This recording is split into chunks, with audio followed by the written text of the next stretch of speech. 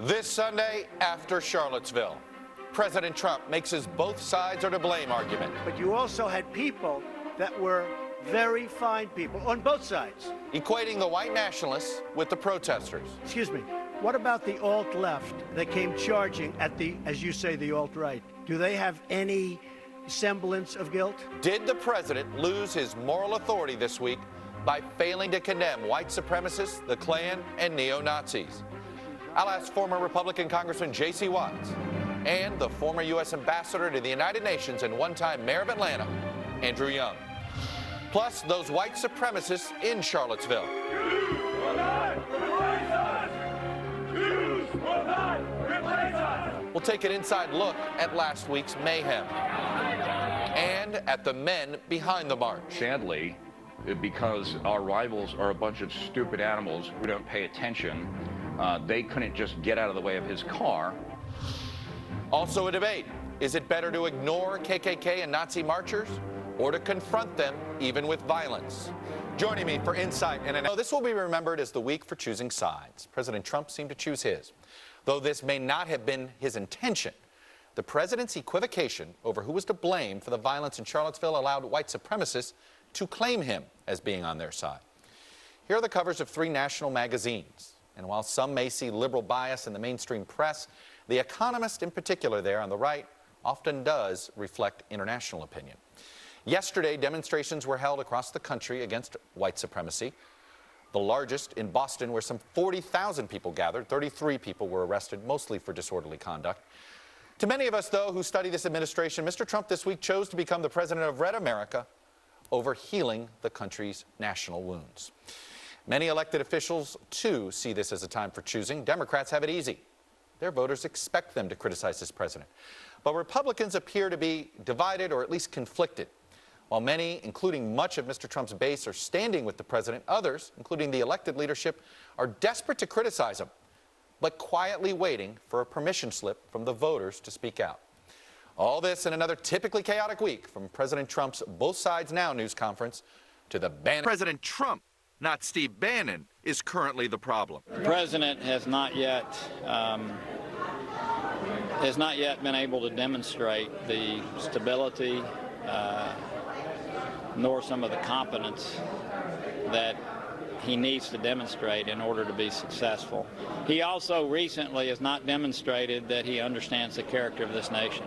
What we want to see from our president is clarity and moral authority, and that moral authority is compromised when Tuesday happens. This after President Trump blamed both sides for last weekend's violence in Charlottesville.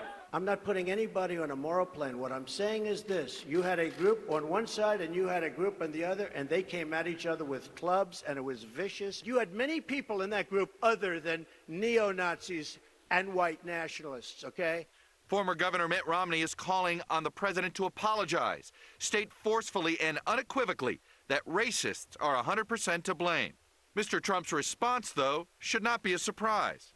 A year ago, Bannon was brought in to write a campaign that was flailing after Mr. Trump refused for days to stop attacking a Muslim Gold Star father. I was viciously attacked on the stage of the Democratic National Convention by Mr. Khan, and I responded. 18 months ago, Mr. Trump failed to confront white nationalists on the campaign trail. I don't know anything about David Duke, okay? I don't know anything about what you're even talking about with white supremacy or white supremacists. And 6 years ago, Mr. Trump launched his national political career with the false claim that the first African-American president was not born in the United States. You are not allowed to be a president if you're not born in this country. He may not have been born in this country. To give you a sense of how reluctant Republicans are to talk, yesterday I spoke with one of the early leaders of the civil rights movement, Andrew Young. He was executive director of the Southern Christian Leadership Conference, the SCLC. Afterwards, of course, he was also the U.S. Ambassador to the United Nations under President Jimmy Carter. He was a congressman and a 2-term mayor of Atlanta, and today he's chairman of the Andrew J. Young Foundation. When I spoke with Mr. Young, I began by asking him to put this past week in context. Well, it's a week of misunderstandings. We originally sought to redeem the soul of America from the triple evils of race, war, and poverty. Most of the issues that we are dealing with now are related to poverty. But we still want to put everything in a racial context. The problem with and the reason I feel uncomfortable condemning the Klan types is they're almost the poorest of the poor. They're the forgotten Americans. And they have been used and abused and neglected. Instead of giving them affordable health care, they give them black lung jobs, and they're happy. And that just doesn't make sense in today's world. And they see progress in the black community and on television and everywhere else, and they don't share it. Now, it's not our fault. We've had a struggle from slavery, but black, well, they call themselves militants, but they're not militant. They're chicken. We never tried to take advantage of anybody else. Our job was not to put down white people. Our job was to lift everybody up together, to come so that we would learn to live together as brothers and sisters rather than perish together as fools. At the broadcast, we're going to bring you comments from people we spoke to this week at the Kentucky State Fair in Louisville. History. You can't erase history. Like, it has to be learned so it doesn't be repeated. So why tear it down, you know? I think Charlottesville is only a symptom of a much larger problem and issue. I think it's a little over the top to try to tear down every part of our history because you can't erase it. He said, you concur that the president is essentially doesn't have moral authority right now. Can he get it back?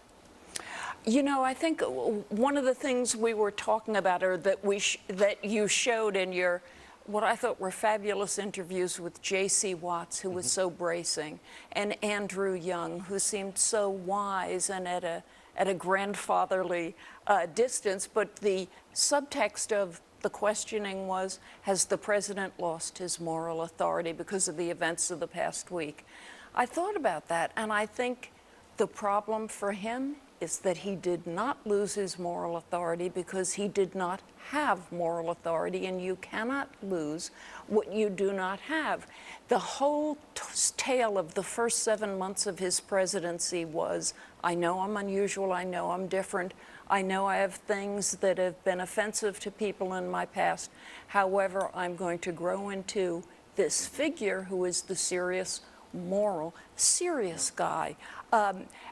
This was another moment in which he didn't do that. I'd also just say quickly, one of the baseline things you want from a president during a crisis is you want a calm in the storm. You want a stable center. You don't want a guy who loses his temper, starts talking like this, gets defensive, and just makes everything tear a little farther apart. Gene, a little more to this, getting a little more of the politics of some things here. We're going to get an inside look, though, also at the men behind the march in Charlottesville. It's a little tough to watch. I'm just going to warn you. Jews will not replace us! Jews will not replace us! I'm here to spread ideas, talk, in the hopes that somebody more capable will come along and do that. Somebody like Donald Trump who does not give his daughter to a Jew. Welcome back. Sadly, for some time, the name Charlottesville may be associated with last week's violence. No amount of cable TV coverage could adequately communicate the motivation, anger, and fanaticism of these white supremacists who descended on Charlottesville, supposedly in the name of defending a statue. But Vice News Tonight embedded correspondent Ellie Reeve with the marchers. And we're going to show you a few minutes of the resulting documentary. And we're going to bring you a discussion on whether and how to confront hate marches. But a word of warning, this is tough to watch. Replace us! You will not replace us! You will not replace us! Jews will not replace us! Jews will not replace us! Jews will not replace us! Blood and soil! Blood and soil! So when did you get into, as you said, the racial stuff?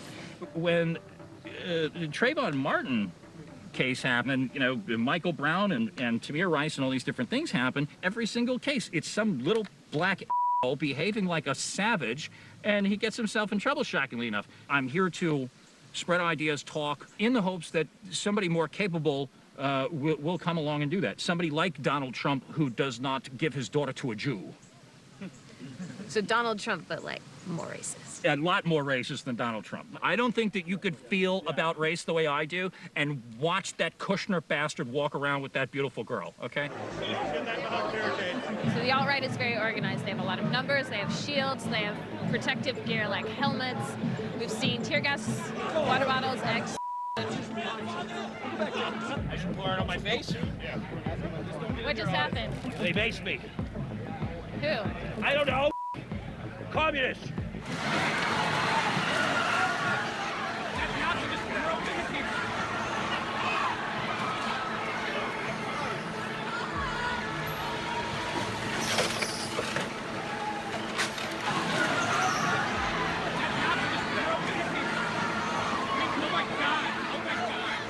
There are people on the ground being treated by the medics.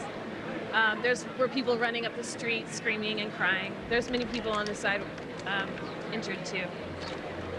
It's a really horrific sound. I'd say it was worth it. We knew that we were going to meet a lot of resistance. The fact that nobody on our side died, I'd go ahead and call that points for us.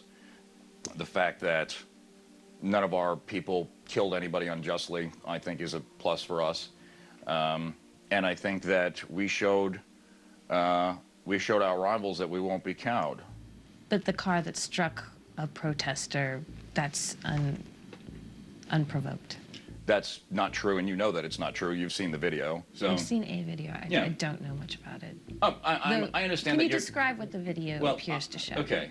So the video appears to show someone striking that vehicle when these animals attacked him again, and he saw no way to get away from them except to hit the gas. And sadly, because our rivals are a bunch of stupid animals who don't pay attention, they couldn't just get out of the way of his car, and some people got hurt, and that's unfortunate. So you think it was justified? I think it was more than justified.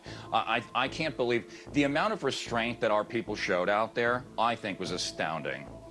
Welcome back. I'm joined now by two gentlemen with very different views on how to respond to white supremacists when they take to the streets. Mark Bray is a Dartmouth professor who has studied the Antifa anti-fascist movement. Antifa is a far-left political movement that argues it's necessary to confront hate groups, sometimes with force. Professor Bray is author of the new book, Antifa, the Anti-Fascist Handbook. And Richard Cohen is the president of the Southern Poverty Law Center as an expert in hate groups, and he says direct confrontation simply leads to more of the kind of violence we saw in Charlottesville. Gentlemen, welcome to you both. I'm going to try to have this sort of debatey, so Mark Bray, I'll start with you. You seem to be a very small minority here who is defending the idea of violence, considering that somebody died in Charlottesville. Why do you defend confronting in a violent way?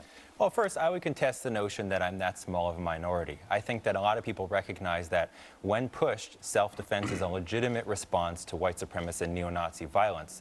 And, you know, we've tried ignoring neo-Nazis in the past. We've seen how that turned out in the 20s and 30s. And the lesson of history is you need to take it with the utmost seriousness before it's too late. We've seen the millions of deaths that have come from not taking it seriously enough.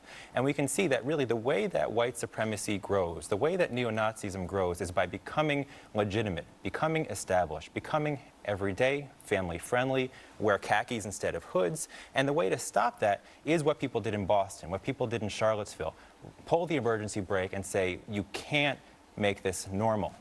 Richard, why do you believe this is a mistake? I think it's a spectacularly bad idea to give one group of people the right to silence another group of people. It's contrary to our values embodied in the First Amendment. It's likely to drive the people who are trying to censor underground, where they may resort to illegal means to express themselves, like bombs. And lastly, it's likely to lead to a terrible spiral. We saw that in Berkeley. The Antifa came and shut down a speech. The next time, the white nationalists brought their own private army.